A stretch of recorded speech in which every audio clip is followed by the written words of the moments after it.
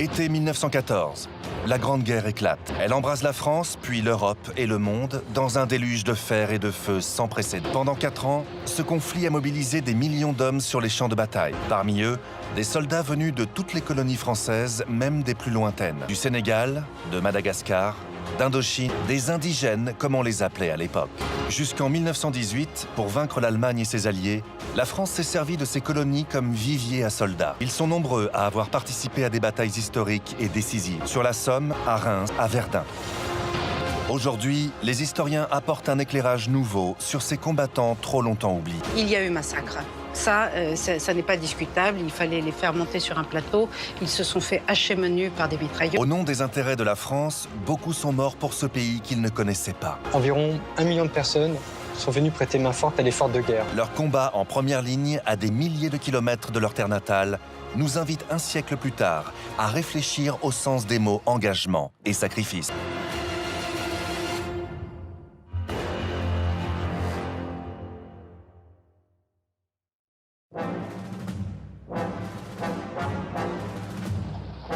« 4 août 1914.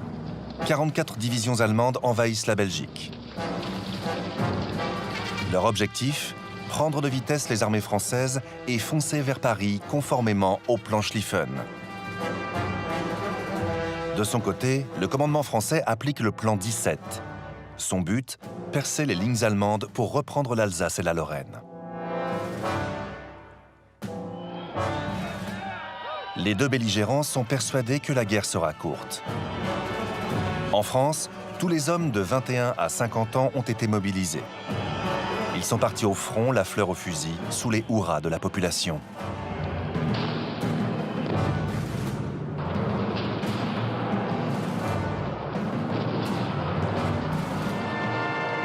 Mais dès les premières batailles, la guerre dévore les hommes. Les pertes sont énormes. Le 22 août 1914 reste la journée la plus meurtrière de la Grande Guerre. 27 000 poilus sont tués sur une ligne de front qui s'étend sur presque 400 km.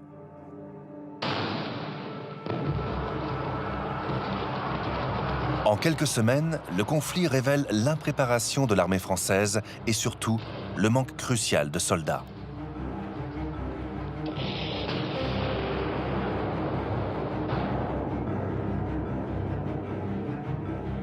Pour espérer la victoire, le commandement doit vite lever de nouvelles troupes.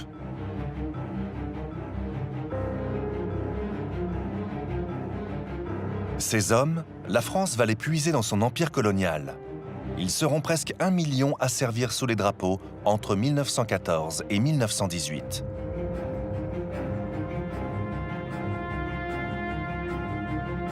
Au début de la guerre, les possessions françaises outre-mer se répartissent sur tous les continents.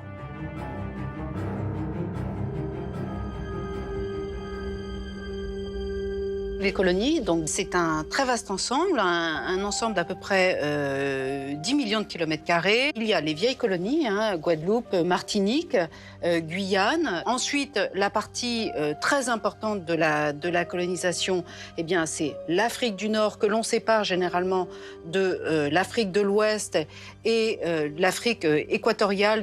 Il y a naturellement Madagascar, la Réunion. Et puis pour l'Asie, eh bien, il y a l'Indochine avec la Cochinchine et dans le Pacifique, quelques îles, en particulier la Nouvelle-Calédonie. Ce qui est intéressant d'ailleurs sur ce planisphère d'avant 1914, c'est de voir cette obsession démographique, 80 millions d'habitants, et dit la légende, plus du double de la France. C'est toujours très important. Et là, au centre, c'est une petite France qui figure pour bien montrer finalement la taille de la France par rapport à son empire et de l'apport des populations. À l'époque, la France, c'est 39 millions d'habitants. L'Allemagne, c'est 65 millions. Donc là, on comprend bien effectivement la différence d'effectifs aussi qui pourrait exister entre les deux. Et c'est la raison pour laquelle les colonies vont être importantes dans ce cadre-là, puisque le rapport de force humain étant défavorable pour la France, eh bien, elle va avoir besoin du recours aux colonies, et ce que l'on va résumer sous ce vocable de force noire. Mais ce terme de force noire est très largement réducteur parce qu'on va au-delà des troupes africaines. Depuis la fin du XIXe siècle, les soldats des colonies sont répartis dans deux grandes armées. L'armée coloniale d'une part et l'armée d'Afrique de l'autre. L'armée coloniale est composée de ce qu'on appelle des indigènes, des autochtones. Ils sont recrutés dans tout l'Empire français et encadrés par des officiers, tous blancs. Quant à l'armée d'Afrique, ses troupes proviennent exclusivement d'Afrique du Nord. Parmi elles, des spahis et des chasseurs, des corps de cavalerie prestigieux, et des zouaves, des unités d'infanterie légère. Quand la guerre éclate, on donne à toutes ces armées le nom de troupes coloniales. Parmi elles, des fantassins sont restés célèbres, les fameux tirailleurs sénégalais.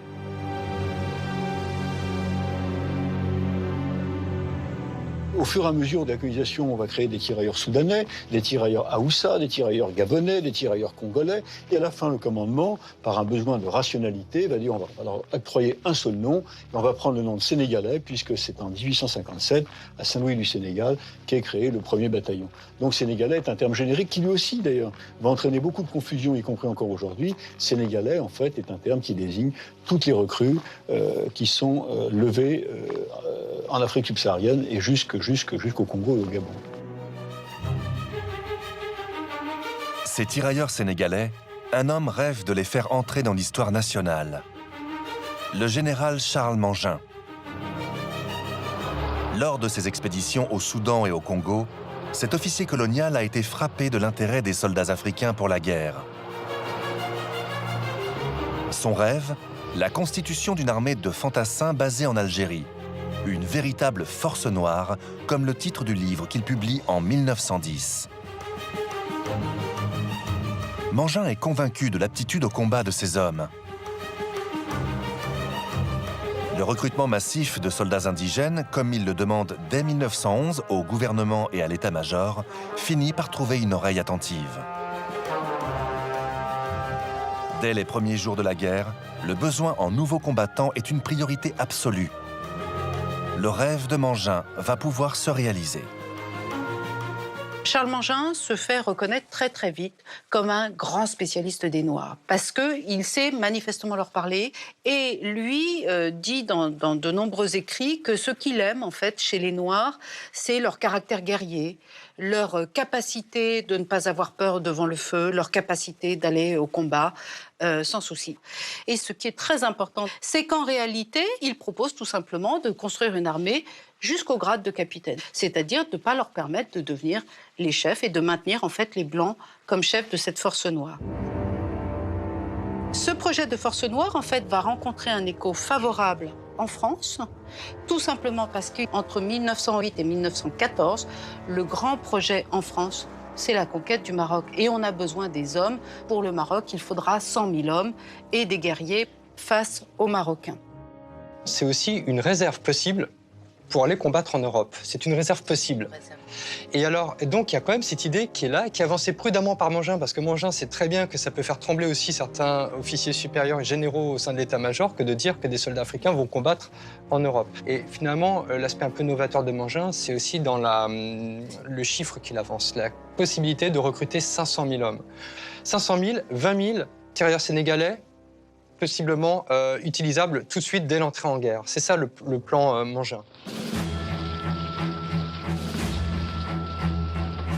Septembre 1914, des tirailleurs africains sont envoyés en renfort sur le sol métropolitain, majoritairement algériens, sénégalais et malgaches.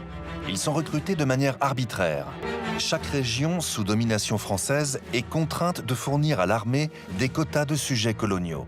Leur nombre est décidé par les administrateurs et les chefs locaux. L'injustice s'installe. Si parmi eux, certains soldats ont déjà une formation militaire, la majorité ne reçoit que quelques semaines d'instruction. Pourtant, après un voyage long et éprouvant, et à peine débarqués, ces hommes se retrouvent au combat. Sur le front de l'Isère, ils sont plus de 10 000 à se battre en première ligne.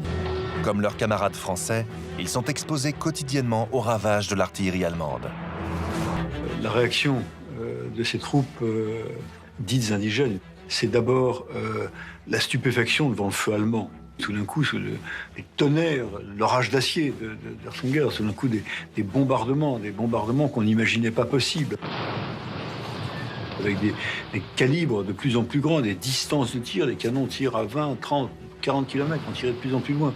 Donc on a un peu le sentiment que les soldats ne sont à l'abri nulle part, que même un trou ne les protège pas. Les dégâts terribles, les explosions dans les arbres, par exemple, les obus dans les arbres sont extrêmement destructeurs parce que ça fait des dizaines d'éclats qui se répartissent absolument partout. Il va falloir que les troupes venues des colonies s'y habituent et ça va être très difficile, très dur.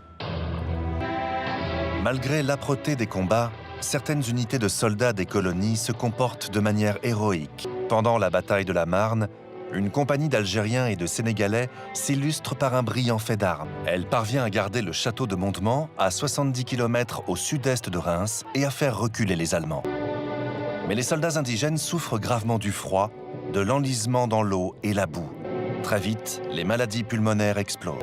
De plus, ils ne sont pas habitués au port de chaussures rigides qui les handicapent lourdement lors des assauts. Dans leur rang, les rigueurs de l'hiver font autant de dégâts que les canons allemands. Après 4 mois de guerre, les pertes sont éloquentes. Presque la moitié des effectifs venus des colonies est hors combat. On voit, dès le début des premiers mois de la guerre, ce problème que vont poser les tirailleurs en termes de formation, en termes de recrutement. C'était souvent les chefs locaux qui désignaient les types dont on n'était pas très content. Les médecins se plaignent, par exemple, les médecins qui font les parties des commissions de recrutement disent c'est pas possible, on nous envoie des boiteux, des aveugles, des tuberculeux, des scrofuleux, enfin on peut rien en faire. Hein. Évidemment, l'Afrique se protège de toutes les façons possibles. Donc là, je crois que les premiers mois vont être extrêmement importants dans la perception que le commandement va avoir de la réalité d'emploi de ces hommes, dont il ne faut pas oublier non plus qu'ils ont un encadrement extrêmement important. Cet encadrement est assuré par des officiers et des sous-officiers blancs. Ce sont eux qui donnent les ordres. Dans un bataillon, ils sont à peu près 200 pour 800 soldats indigènes. Ça pose la question de la langue, la question des cadres. Comment va-t-on parler à ces hommes qui ne maîtrisent pas un français absolu, puisque les Africains parlent ce que l'on appelle le moyadi? Oui, alors comment fait-on lorsqu'il faut donner des ordres à ces hommes qui, en fait, sont très peu nombreux à parler, à lire et bien entendu à écrire le français? Donc l'idée, c'est de trouver finalement une forme simplifiée de français qu'on appelle le français tirailleur, qui va donner des résultats qui sont très contestés et qui sont contestés par les officiers eux-mêmes. C'est-à-dire qu'ils vont se rendre compte que finalement, parler ce français au rabais, c'est contre-productif. Il vaut mieux faire de l'enseignement du français aux troupes. On va se rendre compte que le français tirailleur n'est pas forcément la bonne solution. Alors, on peut peut-être essayer un petit essai de français tirailleur pour montrer les limites dont vous venez de parler. Donc, la première leçon sur ce petit opuscule, c'est la question du garde à vous. Donc, je lis le garde à vous. Quand tirailleur, il y a faire garde à vous.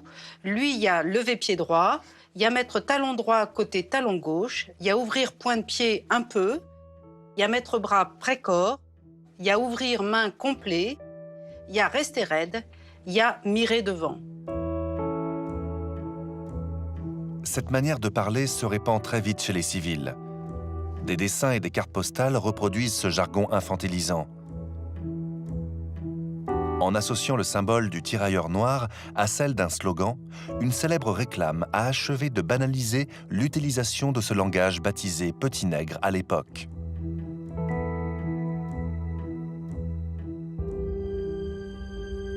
Au début de l'année 1915, après 6 mois de combat, la ligne de front se fige encore un peu plus. La guerre de position se transforme en guerre d'usure. Un seul mot d'ordre prime désormais: tenir, tenir et reprendre mètre après mètre du territoire à l'ennemi. Chaque camp est enterré dans ses tranchées. Quand les soldats ne meurent pas sous les pilonnages incessants de l'artillerie, leurs pieds ne gèlent pas, ils s'épuisent dans des assauts meurtriers menés au quotidien. La plupart des attaques françaises échouent, brisées par la puissance de feu allemande. Le carnage est tel qu'on réclame de nouvelles recrues à l'Afrique. L'engagement forcé des colonisés est à l'ordre du jour. Place dorénavant à l'impôt du sang.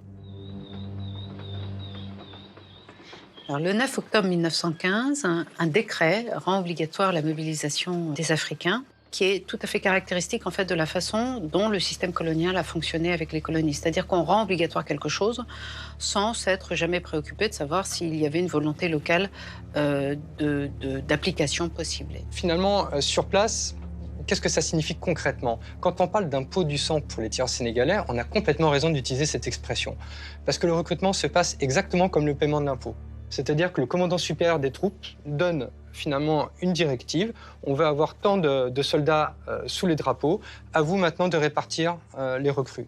Donc ça fonctionne exactement de cette façon-là, avec toutes les mesures de coercition qui n'ont fait que se renforcer au cours de la guerre, des dispositions de police qui étaient déléguées aux chefs coutumiers, notamment en Afrique occidentale française, pour les forcer à les contraindre. L'impôt du sang, évidemment, aujourd'hui, ça paraît un mot terrible. Il y a cette phrase du général Messimy, ministre de la Guerre, qui dit « l'Afrique nous a coûté des flots d'or et de sang. Cet or et ce sang, elle doit nous le rendre au centuple ».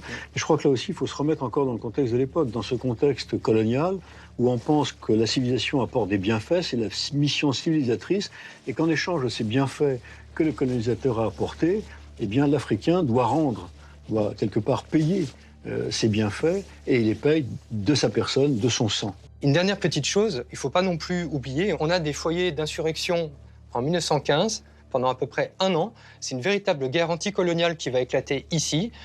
On disait que c'était les populations les plus anarchiques et les moins civilisées.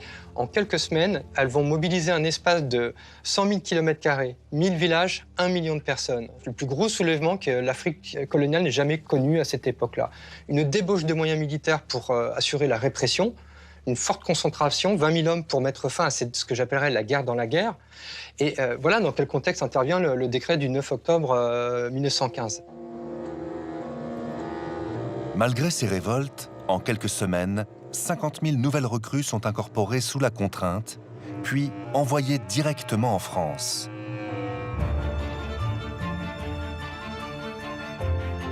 Pour les instruire, l'état-major français fait bâtir de gigantesques camps. En hiver, ils accueillent aussi les soldats coloniaux qui reviennent du front pour les soustraire aux rigueurs du climat. Des spahis marocains sont cantonnés à Arles. Des tirailleurs algériens arrivent à Bordeaux et à Toulon. Fréjus et Saint-Raphaël deviennent un immense centre capable d'accueillir des dizaines de milliers d'hommes. De novembre à avril, toute une population s'y installe. Des communautés algériennes, marocaines ou sénégalaises y recréent l'ambiance de leur pays d'origine. Elles oublient l'isolement et la fureur des tranchées, tandis que les nouvelles recrues s'entraînent au combat. C'est vrai qu'on s'aperçoit qu'il y a un temps de formation extrêmement important, en particulier au combat d'infanterie. Il y a beaucoup de films, on les voit s'exercer au fusil, en avant, en arrière. L'idée, c'est que l'ordre passe, qu'on obéisse aux ordres et que les troupes ne se débandent pas. Parce que dans le cas des tirailleurs sénégalais, il y a quand même eu pas mal de cas signalés dans les rapports de commandement où tout d'un coup l'officier ou le cadre blanc ayant été tué ou blessé, les troupes reculent, se débandent. Parce que tout d'un coup, l'armature, l'ossature n'est plus là. Donc il va y avoir un véritable travail d'acclimatation aux conditions du champ de bataille, aux armes employées et surtout à la compréhension des ordres. Donc c'est à tout ça qu'on va former les tirailleurs. Dans ces camps, les officiers instructeurs veillent aussi au respect des traditions des soldats indigènes. Ils pratiquent librement leur religion. Le refus de manger de la viande de porc est accepté et, quand ils le peuvent, les musulmans cuisent leur nourriture sur leur propre brasero.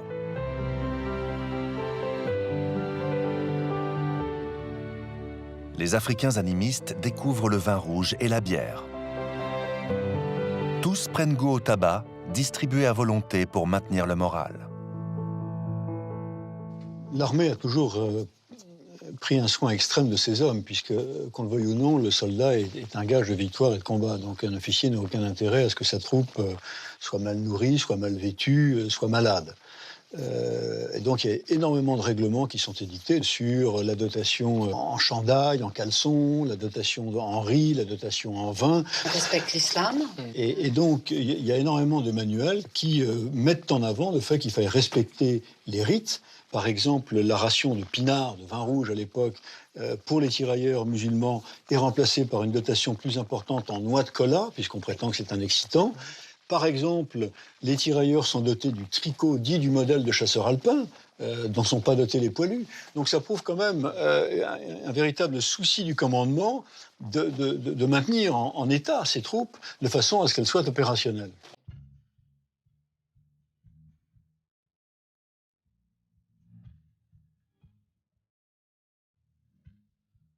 L'état-major se sert aussi des campagnes d'hivernage pour vanter les mérites de l'armée française, qui sait si bien intégrer toutes les forces de son empire. Le dimanche, sur les terrains d'entraînement, les coutumes, aussi distrayantes qu'exotiques des indigènes, sont mises en scène, dans un registre très paternaliste. Des spectacles organisés pour les habitants mettent en avant leur joie de vivre, leur côté joueur et bon enfant. Mais au-delà des clichés et des rires de façade, le rapprochement entre les indigènes et les métropolitains inquiète, en France et dans les colonies. C'est quelque chose qu'on retrouve fréquemment dans la plume d'un certain nombre de colonies en disant finalement c'était une mauvaise idée d'engager ces Africains en Europe parce que l'homme blanc descend son piédestal. D'abord, les Africains voient souffrir un homme blanc comme eux, donc ils s'aperçoivent qu'il est comme eux, il saigne comme eux, il souffre comme eux, il a peur comme eux, il peut fuir sous les bombes allemandes. Donc le prestige colonial va s'effriter. Une fois de retour au pays, seront-ils encore contrôlables? Et ça, c'est une antienne qu'on retrouve très fréquemment et qu'on retrouvera jusqu'au bout de l'histoire coloniale. Oui, tout à fait. Et puis cette idée de piédestal, elle est aussi intéressante lorsqu'on considère que en Afrique, notamment en Afrique subsaharienne, le service des administrateurs coloniaux européens était court. C'est-à-dire c'était des roulements de 2 ans en moyenne. Et donc, finalement, les Africains ne voyaient pas tous les jours des Blancs mourir. Et puis, il y avait des mythes donc, qui émergeaient, des rumeurs. La rumeur, c'est extrêmement important pour comprendre la circulation de l'information dans ces sociétés-là. L'idée que le blanc il n'est pas immortel, mais enfin, les balles peuvent ricocher sur lui, ne l'atteignent pas, etc., etc. Bon, là, effectivement, sur place, on voit la brutalité de la guerre. On parle même de brutalisation de la guerre, parce qu'on n'est pas dans n'importe quel conflit. C'est pas la guerre de 1870, c'est la Première Guerre mondiale. Une boucherie qui est inédite. Et là, on voit les Français métropolitains comme les autres, à nu, en quelque sorte, devant cette guerre industrielle, brutale.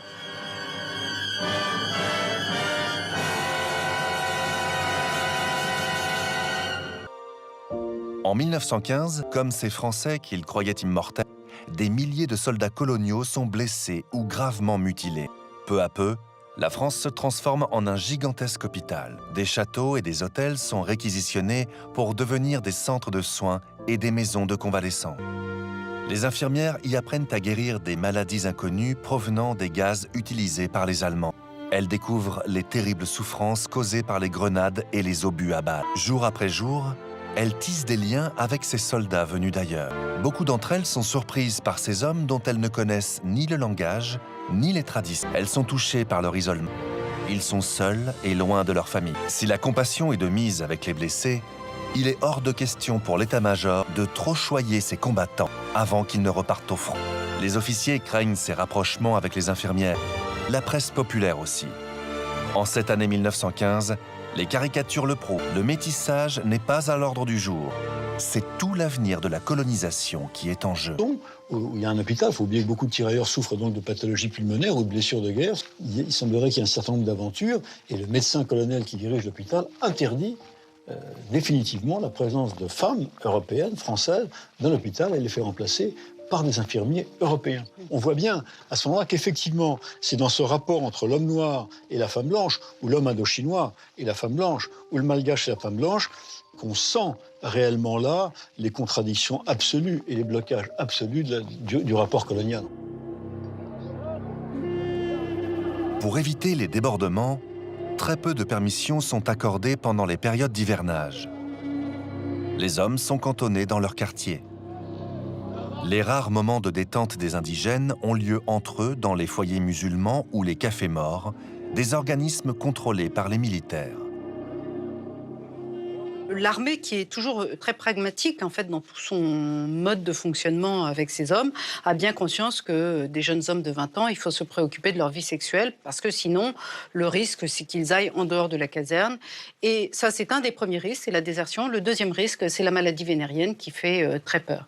Donc, au sein des troupes, il y a très généralement une organisation qui est mise sur pied par les officiers. On appelle ça un bordel militaire de campagne, un BMC. Et donc, il y a des BMC dans l'ensemble des garnisons. Alors, naturellement, la question va se poser tout particulièrement avec les tirailleurs, parce que les tirailleurs, dans le temps avant 14, il y avait cette particularité que les tirailleurs vivaient avec leurs femmes, avec leurs épouses, les madames tirailleurs, les fameuses madames tirailleurs. Et au cours de la Première Guerre mondiale, les femmes, mesdames tirailleurs, n'ont pas suivi en métropole.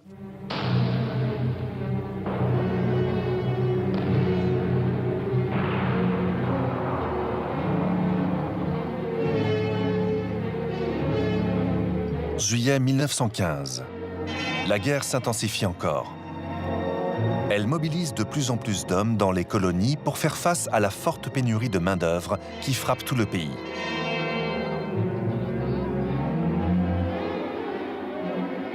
Si l'Afrique noire fournit surtout des combattants, Madagascar, la Tunisie, l'Algérie et l'Indochine procurent aussi des travailleurs.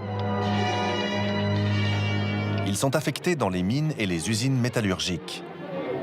D'autres entretiennent les routes à proximité des champs de bataille. La réquisition, l'acheminement et surtout l'emploi en France de tous ces travailleurs posent des problèmes d'organisation que le ministère de la Guerre règle selon des principes ouvertement racistes. L'affectation, elle est faite en partie sur les capacités qu'on leur prête. C'est vrai que là, on a tous les clichés, les stéréotypes coloniaux, qui sont aussi très liés souvent à cette hiérarchie des races. L'Indochinois est petit, malin, gremé malin, il arrive à se faufiler, il est laborieux, c'est les masses laborieuses. Dès qu'on parle de l'Asie, c'est la fourmilière asiatique. Donc on s'imagine que si on met 1000 anamites sur un champ, il va être défriché extrêmement vite. Et c'est comme ça d'ailleurs qu'on dit, voilà, ce sont des paysans qu'on a recrutés au Tonkin, donc ça va être de très bons maraîchers, on va les affecter à l'agriculture. Aussi, on dit que ce sont des hommes très, très soigneux, très délicats, donc on les affectait à l'aviation, en particulier à l'époque où les carcasses d'avions sont en bois avec des toiles laquées, donc on va recruter des laqueurs au Vietnam pour venir laquer les aéroplanes. Tout ça est totalement décrit dans des manuels, mais c'est toujours lié à des stéréotypes en disant l'Indochinois est doux. Et doux, il n'est pas très guerrier, mais il est doux, et par conséquent, il fera un meilleur infirmier que le Bambara un peu costaud, mais qui a des grosses mains et qui sera incapable de faire un pansement. Pour soutenir l'effort de guerre, la France n'hésite pas à aller chercher des travailleurs loin, très loin, hors de ses colonies, jusqu'aux provinces les plus reculées de Chine, où 40 000 paysans analphabètes sont recrutés puis entassés dans des bateaux, direction la métropole. À peine arrivés, ils sont utilisés pour des travaux pénibles de terrassement et de construction de baraquements pour les troupes. Pour organiser l'affectation de toutes ces petites mains, un service des travailleurs coloniaux est créé. Il veille à la répartition des groupes selon les besoins du grand chantier qu'est devenu la France en guerre. Car à l'arrière des armées, les besoins augmentent aussi. Il faut des bras pour assurer le ravitaillement, la logistique, le nettoyage des tranchées. Ceux qui effectuent ces tâches ne s'attirent pas toujours l'estime des soldats français qui les considèrent comme des planqués, des embusqués. Pourtant, eux aussi risquent leur vie à chaque instant sous le feu de l'ennemi. Pour un homme en ligne, il faut 10 autres combattants qui, derrière, approvisionnent le front en armes, en munitions, en ravitaillement, en entretien des lignes, en aménagement du champ de bataille, quand il y aura des grands mouvements. Et ces hommes fréquentent tous les jours, dans les villages, dans les villes, dans les usines. Les Français, et en général, les témoignages qu'on a, c'est de la compassion de la part des Français, finalement. Vous êtes venus de si loin, pourquoi êtes-vous venus de si loin pour combattre ? En février 1916, l'Allemagne engage toutes ses forces pour anéantir la France et gagner la guerre. Elle lance une offensive pour prendre Verdun, un des verrous qui commande la route vers l'ouest, la route vers Paris. Le 21 février, Un déluge d'obus s'abat sur les lignes françaises situées autour des citadelles qui défendent la ville. 4 jours plus tard, le fort de Douaumont tombe. L'idée, c'est d'arriver, en employant des moyens tout à fait massifs, à porter un coup donc pratiquement irrémédiable à l'armée française. Il parle de saigner l'armée française. Il parle de saigner l'armée française, tout à fait. Et du côté français, il est hors de question de reculer à Verdun également. Ils sont en situation de défensive. Il faudra défendre jusqu'au bout cette place forte, entre guillemets. Donc les troupes coloniales vont jouer un rôle extrêmement important lors de cette bataille-là, qui va coûter, alors d'après les estimations, 1,5 million de vies humaines, à part égale entre les Français et les Allemands. Donc c'est véritablement une bataille qui va coûter extrêmement cher en vie humaine.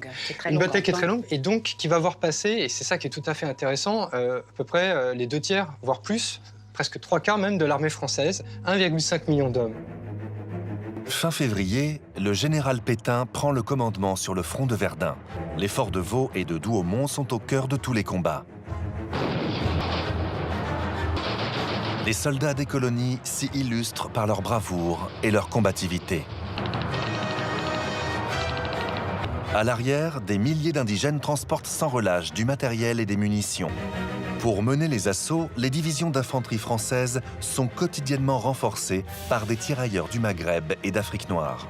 Le 24 octobre 1916, après 9 mois d'affrontements, le fort de Douaumont est repris par les poilus et des unités de soldats indigènes. Alors, la reprise du fort de Douaumont, elle est menée par le régiment d'infanterie coloniale du Maroc, par un bataillon sénégalais qui se couvrira de gloire, qui sera cité, qui est le 43e bataillon de tir sénégalais, le bataillon Somalie, donc recruté à Djibouti avec des Malgaches et des Comoriens et des Djiboutiens aujourd'hui, également d'autres bataillons sénégalais, des bataillons indochinois, 2 bataillons indochinois, plus des bataillons d'étape. Donc ça va être le premier des grands faits d'armes des troupes indigènes au sein des troupes coloniales. Voilà. Et puis, la gloire aussi rejaillit sur les tirailleurs eux-mêmes. Puisque du côté en fait des troupes blanches, eh bien, il y a une reconnaissance de la capacité des troupes dites de couleur, toutes confondues, à aller participer avec les blancs au combat. Et on assiste aussi à ce moment-là à une mixité de plus en plus grande en fait au sein des troupes. Oui, c'est-à-dire que précisément, dans un bataillon, on va trouver dans une compagnie entre 30 et 40% d'effectifs dits indigènes. Il va y avoir des fusions entre unités, on va créer des unités de marche, où justement, là, vraiment, l'amalgame va être total. Voilà. Et donc, on assiste à des échanges beaucoup plus grands qui vont avoir pour conséquence, en fait, de créer des liens beaucoup plus étroits entre les Blancs et les Noirs.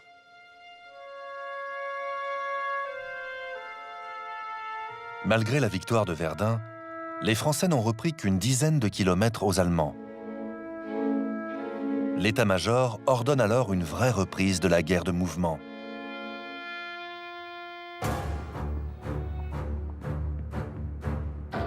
En avril 1917, le général Nivelle et le général Mangin élaborent une opération ambitieuse dans l'Aisne. Cette attaque doit être décisive. Pour l'emporter, les 2 généraux n'hésitent pas à envoyer 35 bataillons de soldats des colonies en première ligne. Le président de la République, Raymond Poincaré, vient en personne passer les troupes en revue avant l'assaut. Mais l'offensive du chemin des Dames se solde par un échec. Attaquant dans le brouillard et sous la pluie avec une artillerie mal coordonnée, sur les 16 000 tirailleurs du Maghreb et de l'Afrique noire partis à l'assaut, près de la moitié est massacrée.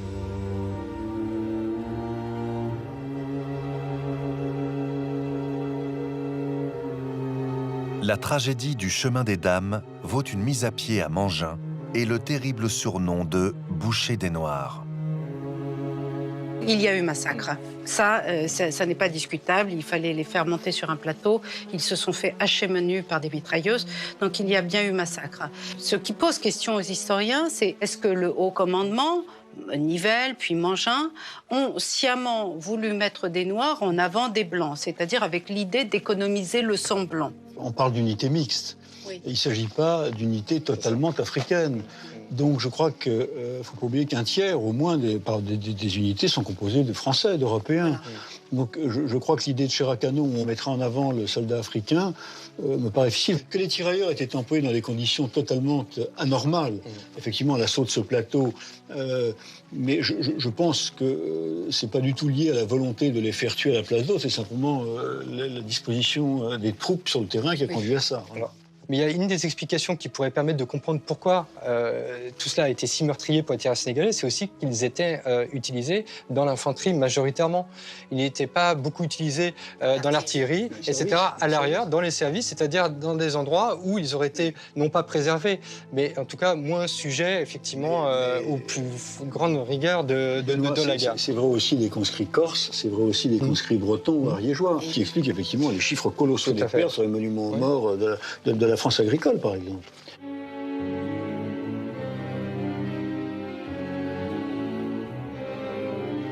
Malgré ces sacrifices, la situation militaire de la France à l'été 1917 reste précaire. Sur le front, les soldats sont épuisés. À l'arrière, les bras manquent. Les pertes subies à Verdun, au Chemin des Dames et dans la Somme poussent le ministère de la Guerre à élargir encore le recrutement de soldats dans les colonies.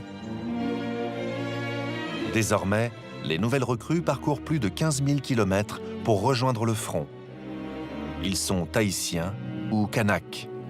La France saigne ses colonies. Le 16 novembre, Raymond Poincaré appelle Georges Clemenceau à la présidence du Conseil. L'objectif de Clemenceau est clair.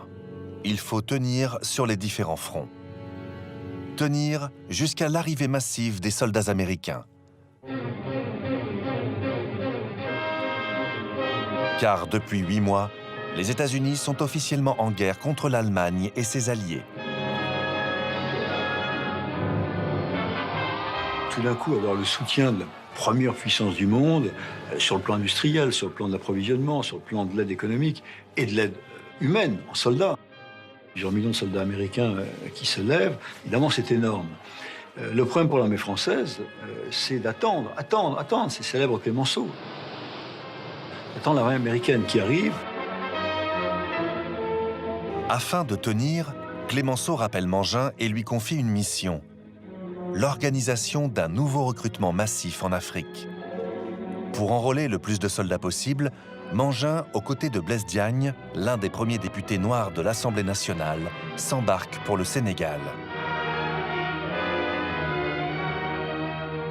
En quelques semaines, ils arrivent ensemble à mobiliser plus de 70 000 hommes.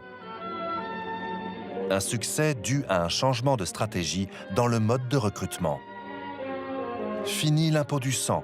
Le temps est aux promesses, des certificats de bien manger, des primes augmentées, des équipements neufs. Mais surtout, Blaise Diagne a recours à un argument choc. L'idée tout de même, c'est de promettre une égalité des droits à terme entre tous les combattants. C'est le fameux mot qu'on attribue à Blaise Diagne, en versant le même sang, vous gagnerez les mêmes droits. C'est-à-dire, au bout du compte, la citoyenneté française. Et qu'est-ce que ça veut dire, la citoyenneté française? Ça veut dire ne plus être astreint au travail forcé. Blaise Diagne est un personnage extrêmement important et imposant. C'est un homme qui parle bien, c'est un homme qui sait s'exprimer, il écrit magnifiquement bien. Donc c'est vraiment quelqu'un qui maîtrise en fait tous les instruments de la domination du blanc. Et en fait, il sait l'utiliser pour montrer que peut-être les Noirs pourraient récupérer cette domination à leur profit. Tout d'un coup, ce qui pour les chefs était un handicap peut devenir une chance. C'est-à-dire que tout d'un coup, pour les chefs, peut-être l'idée de se dire quelque chose va nous échapper. Nous allons envoyer nos fils. D'autant plus que Diagne s'est entouré dans la délégation de beaucoup de fils de chefs. Donc je crois qu'il y a cette idée de ne pas rater la victoire. C'est quand même un événement qui est tout à fait important et qui va susciter aussi des attentes, des espoirs. 1918, c'est l'année des grands efforts et l'année des grands espoirs. L'espoir suscité par ce nouveau recrutement massif est de courte durée. Sur le front, la situation est préoccupante. Mars 1918. Les Allemands multiplient les attaques en Picardie, dans les Flandres, en Champagne. Pour le général Ludendorff, qui commande les troupes allemandes, il est impératif d'écraser la France avant que les États-Unis ne déploient suffisamment d'hommes en Europe pour vaincre l'Allemagne. En juin, ces divisions sont aux portes de Paris. La capitale ne cesse d'être bombardée par le canon La Grosse Bertha. Les Français fuient par milliers. L'Allemagne est sur le point de remporter la guerre.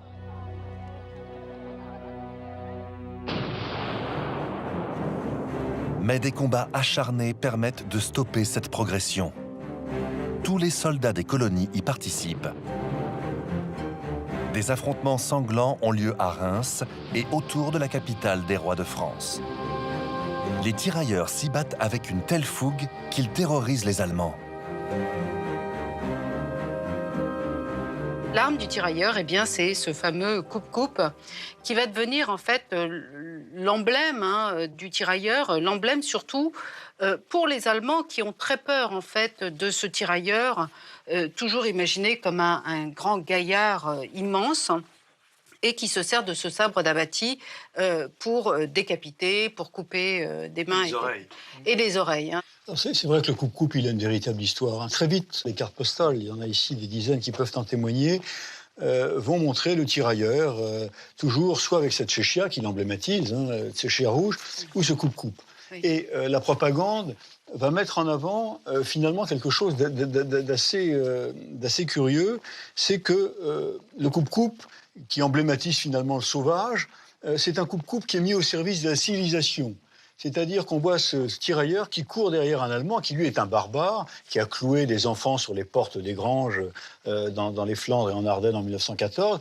Eh bien, c'est tout d'un coup la réussite de la mission civilisatrice via le tirailleur. Et d'ailleurs, il y a une carte postale très célèbre qui représente un tirailleur qui garde un camp de prisonniers. Et il y a un père français avec son petit enfant qui vient voir les prisonniers. Et le tirailleur dit à ce père français qui vient voir les sauvages.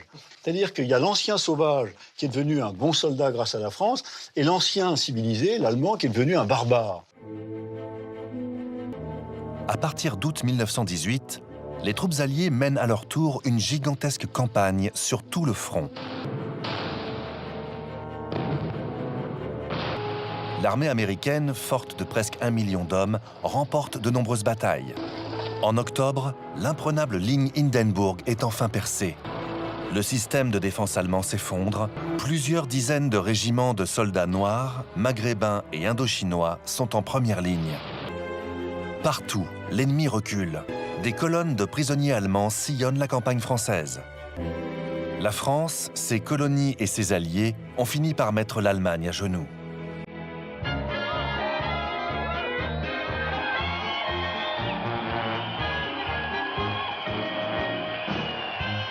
Le 11 novembre 1918, l'armistice est signé, mettant fin à 4 années de chaos.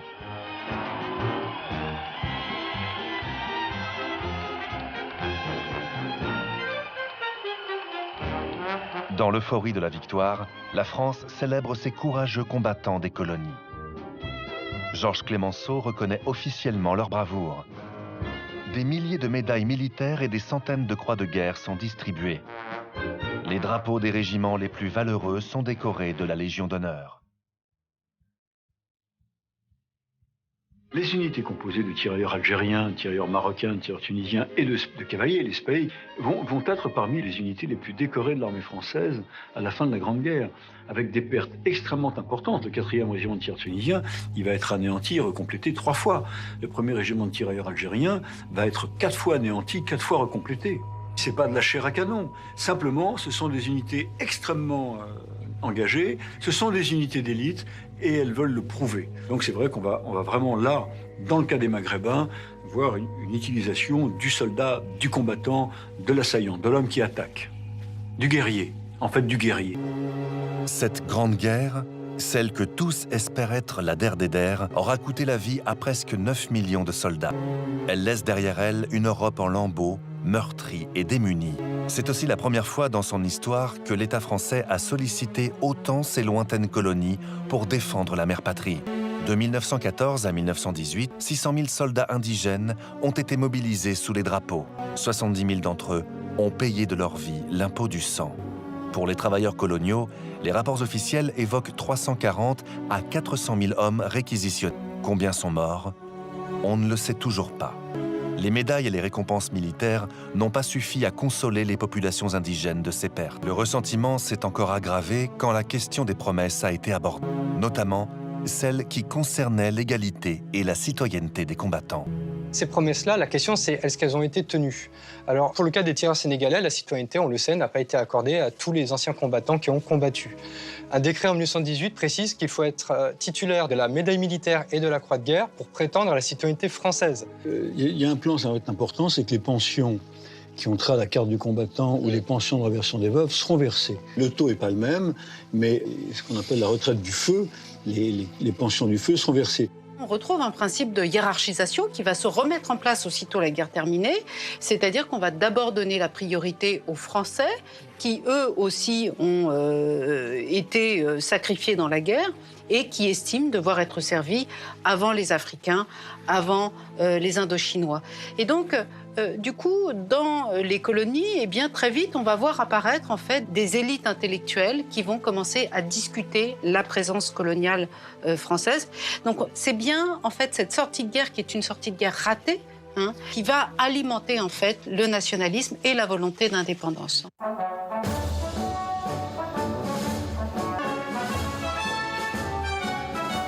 14 juillet 1919. Des cérémonies grandioses sont organisées à Paris. De nombreuses unités des colonies défilent sur les Champs-Élysées. Les discours louent les efforts de tous au triomphe de la France.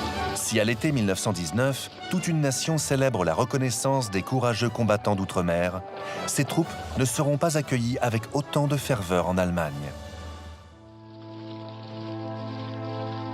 En effet, selon les conventions d'armistice, l'armée française doit occuper la Rhénanie. Une grande partie des hommes choisis par l'état-major est originaire d'Afrique.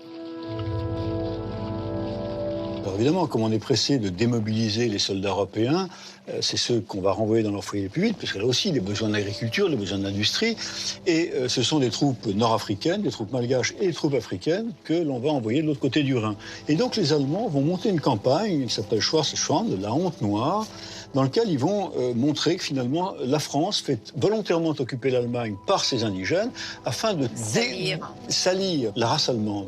Et on va fabriquer des faux films, c'est-à-dire que les Allemands vont jusqu'à tourner des faux films avec des figurants africains qui violent des femmes allemandes. Et donc les Allemands disent, mais finalement les plus immoraux, et ils l'ont toujours été, ce sont ces Français qui n'hésitent pas à utiliser leur noir, le terme est encore plus péjoratif dans la bouche allemande, pour occuper notre territoire. On va éditer des médailles en bronze dans lesquelles on voit un énorme sexe, censé être un sexe africain, noir, coiffé d'un casque Adrien, sur lequel est attachée une femme blanche.